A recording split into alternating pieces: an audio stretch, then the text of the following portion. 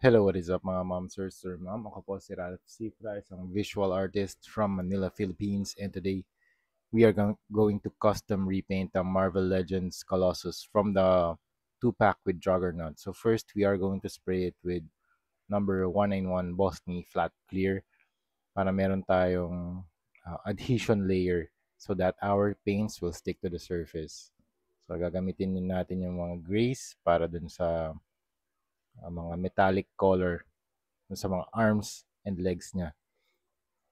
So, ang concept natin na gagawin dito, gagawin natin siyang comic book paint style of repaint.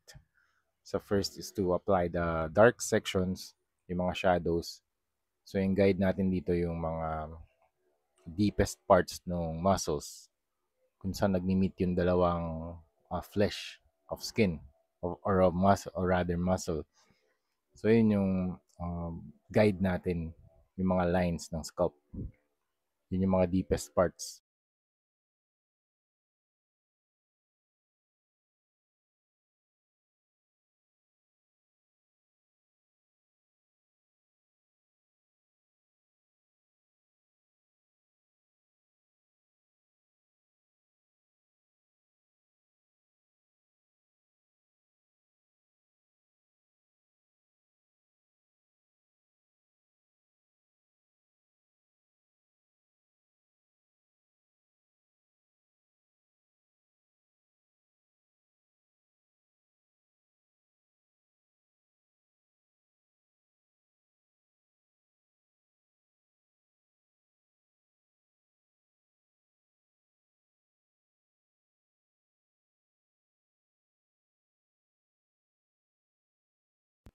Okay, after that, we're going to mix the paint with white para magkaroon ng lighter color. Actually, white lang nga yung ginamit ko rito. Kasi yung base tone natin yung silver na, and mag-apply tayo ng highlights layer 1.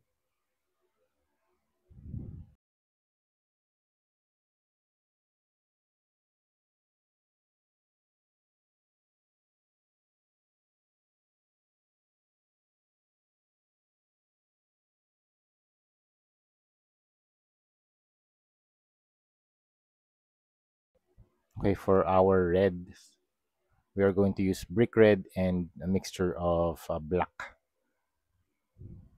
Yan, para lang magkaroon ng darker tone yung red niya. So, parang na siyang maroon.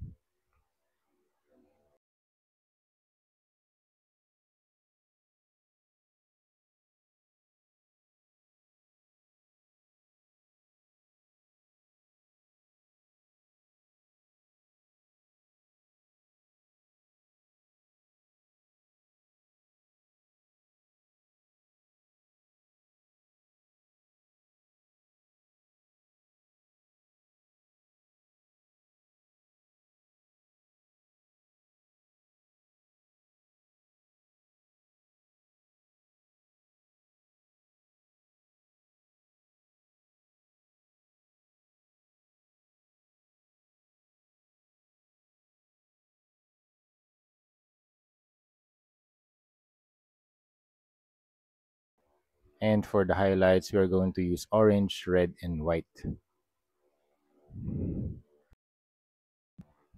Yun yung highlights layer 1 ng ating red section. So, ganun yung concept. Dark paint, dark colors to lighter colors, and then line art.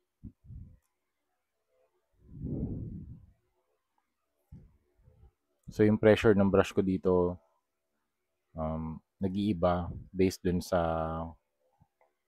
pagpahid ko. So, parang flicking motion. So, you press it hard and then you flick para magkaroon ng gestural na brush strokes yung finish ng paint para kita talaga yung brush na strokes. So very intentional yung mga brush strokes dito.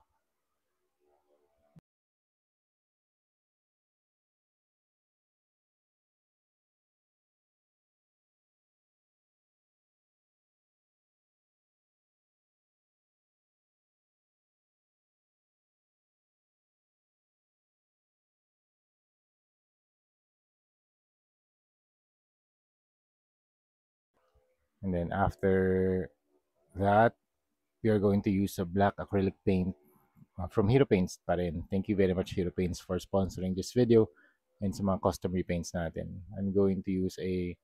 I'm using actually a finer brush para dun sa line art na ginagawa natin. So, kung nag-illustrate kayo sa 2D, sa paper, ina-apply ko lang din dito sa sa 3D. Kasi I'm also practicing drawing comic book illustration sa canvas or sa paper. Yan, pwede nating i-apply yung mga feathering lines, cross-hatching, yung mga techniques na natutunan natin sa line art o kung paano kayo mag-drawing ng illustrations sa paper. Ina-apply ko lang din dito sa 3D naman.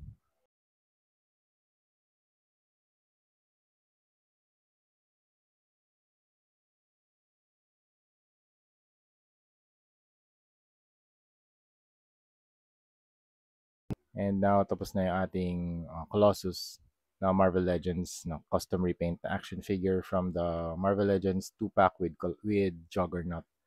Ang last step pala na ginawa natin dito, nag-spray tayo ng number 191 flat clear ulit. So kung ano yung primer natin, yun din yung top coat natin para maprotektahan yung paint job na ginawa natin. So this feels very matte.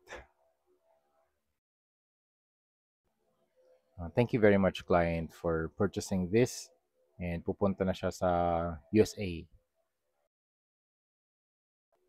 So yun mga ma'am sir, thank you very much for watching and see you sa next video. Bye-bye!